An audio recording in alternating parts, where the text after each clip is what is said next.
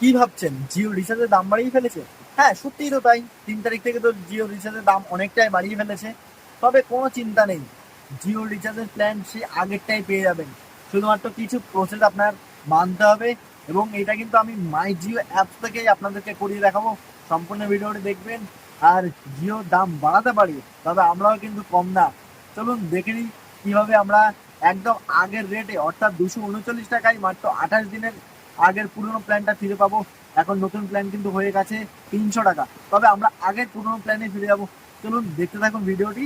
আর অবশ্যই চ্যানেলটাকে সাবস্ক্রাইব করে রাখবেন। দেখতে পাচ্ছেন চ্যানেলে সাবস্ক্রাইবার অনেকটাই কম, আর ওয়াচ টাইম লাগবে, একটু অবশ্যই করে দিন, তবে আমি আপনাদেরকেও দেখছি।